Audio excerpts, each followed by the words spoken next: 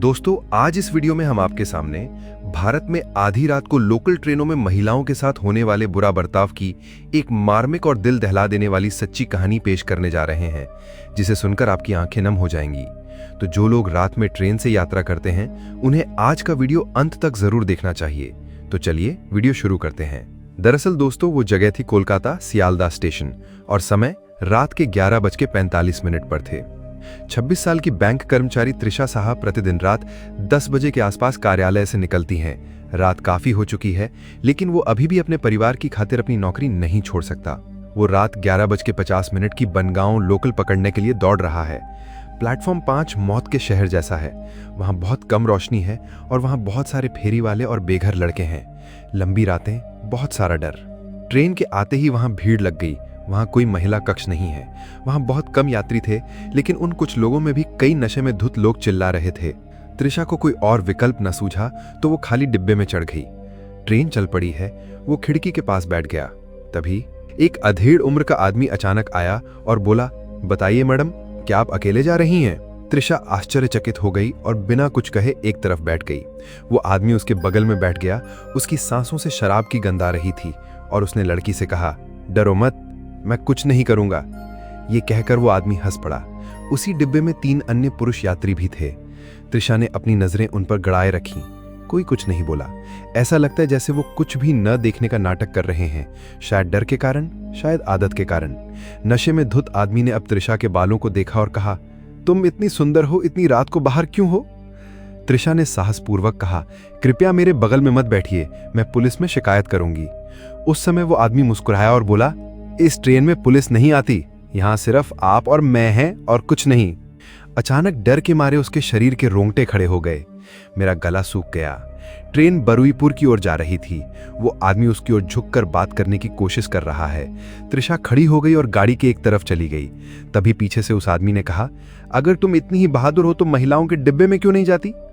ऐसे शब्दों से ऐसा लगा जैसे ये आदमी गलत काम करने का लाइसेंस लेकर ट्रेन में चढ़ा हो।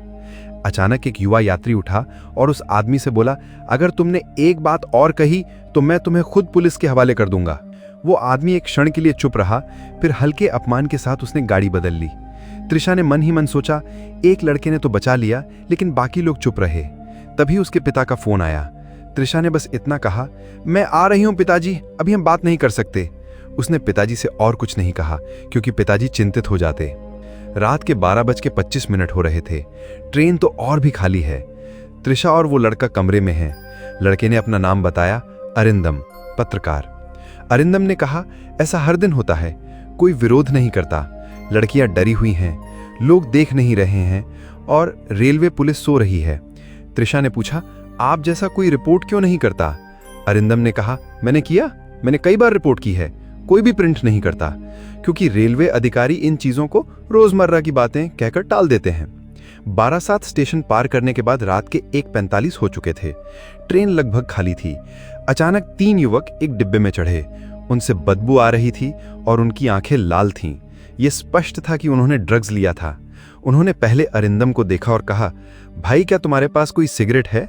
अरिंदम ने अपना सिर हिलाया। फिर उन्होंने त्रिशा को देखा और कहा, देखो, एक लड़की ट्रेन में अकेले जा रही है। त्रिशा ने तुरंत अपना मोबाइल फोन निकाला और एक वीडियो रिकॉर्ड करना शुरू कर दिया। युवकों में से एक ने हंसते हुए कहा, देखो, अब तुम उसे कैमरे पर पकड़ोगे, चलो भाई उतरो। वीडियो बनाने के डर से वो नीचे उतर गए। त्रिशा की छाती अभी भी धड़क रही थी। रात के 1:10 हो रहे थे।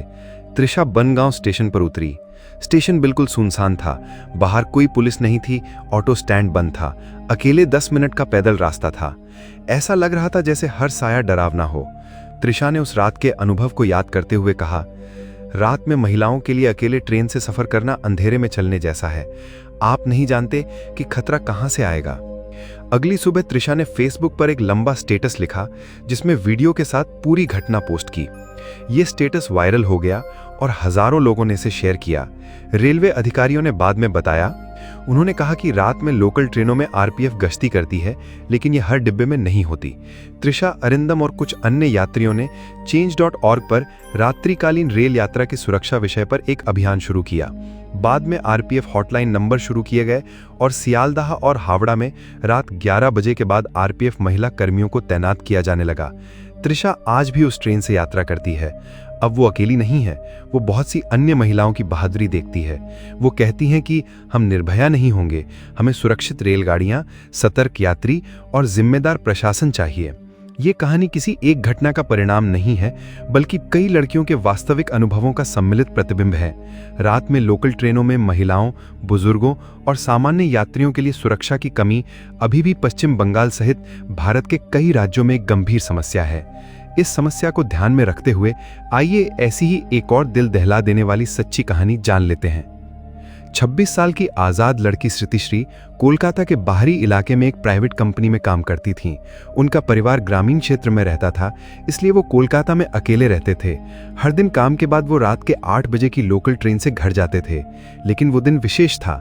उन्हें एक प्रोजेक्ट की समय सीमा के कारण रात के 11 बजे ऑफिस से निकलना था।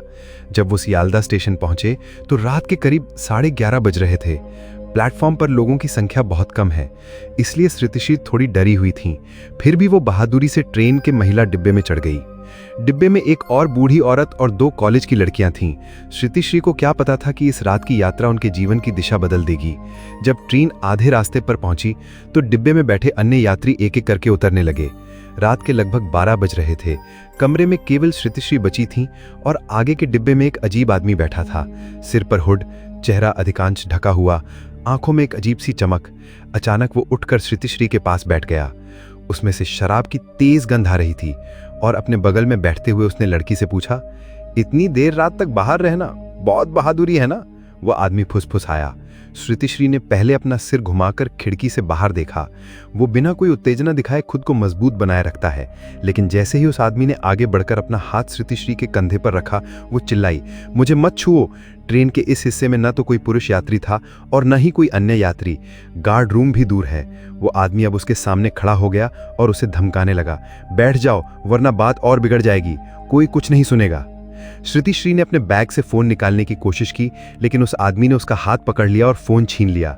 उसके चेहरे पर शराब की गंध थी और आंखों में हिंसा। ये एक मानसिक रूप से बीमार शिकारी द्वारा अपने शिकार का पीछा करने जैसा है। उसी समय ट्रेन एक स्टेशन पर रुकी। श्रुतिश्री दरवाजे से नीचे भागी, लेकिन स्टेशन पूरी तरह से खाली था। श्रुतिश्री दौड़कर स्टेशन के एक कोने में एक बूथ पर रेलवे कर्मचारी से मिलने गई। वो रो रो कर सब कुछ बताता है। वो कर्मचारी काफी मानवीय था। तुरंत आरपीएफ को बुलाया।